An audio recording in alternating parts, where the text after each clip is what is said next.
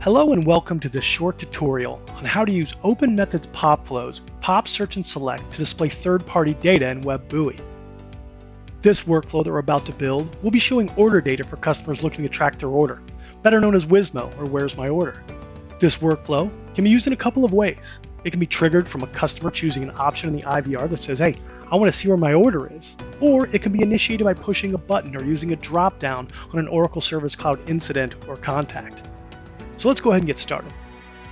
Note, remember when we're building workflows in Bui PopFlow, you'll need to be logged into your Oracle Service Cloud Bui instance for testing. Back to our workflow. First, we'll select the HTTPS activity. Here, we're telling the order system's API to give us all the order data associated to a certain customer, or in this tutorial, we'll be pulling back all of the data. We'll first fill out the information needed to call our database. We have our specific URL blurred for security reasons, and we'll add our headers. Then we'll want to make sure we give this a name of where we store our results so we can get back to that information later. Now let's run a quick test to make sure our query is working using the PopFlow test harness. Simply open up the test harness. We don't need any keys for this information, and click Send Test. We can see it's successful. And now using PopFlow's logging, we can see what information we retrieved from our third-party data source.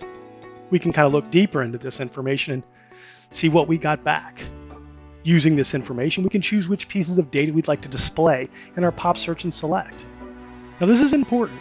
Your column path, seen here, is what you'll use in your Pop Search and Select window, and these must match exactly, including casing. So next we'll add our Pop Search and Select window.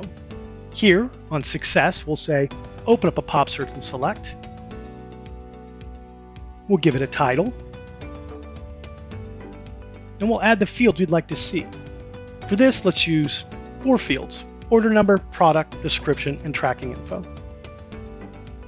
We'll name where we'd like to put these results. We'll call this PSS info. And you're ready to test. Again, using the test harness, we can see the get data working. Now let's go over to Oracle Service Cloud and see our results displayed. And there you go. We have our order data information and the fields we wanted to see. It's that easy. But let's take this a step further. You can see we have the tracking number for each order. So let's use this information to help the agent easily track where in transit this order is. To do this, we'll come back to PopFlow and open our Pop Search and Select activity, and we'll add a button. Let's name this Track Shipment. Now, you can see that your workflow automatically added this new button, and we just have to tell it what we want to do when this button is clicked. Now, there's a lot of things you can do and a lot of activities to choose from, but for this, I'm going to use a simple JavaScript using the Run JavaScript activity. We open this up, and we add our script. It's a simple window.open script that goes to the USPS site. And as you can see, we use the PSS info and tracking number of the selected order. That's it. Let's use the test harness to see how it works. Again, we see our request activity. We go over to Oracle Service Cloud to see our results, and now you can see the Track Shipment button. We select the order we'd like to track. We click Track Shipment, and now the agent can see this tracking information for the order without ever leaving Oracle Service Cloud. This allows for a lower AHT and a better customer experience.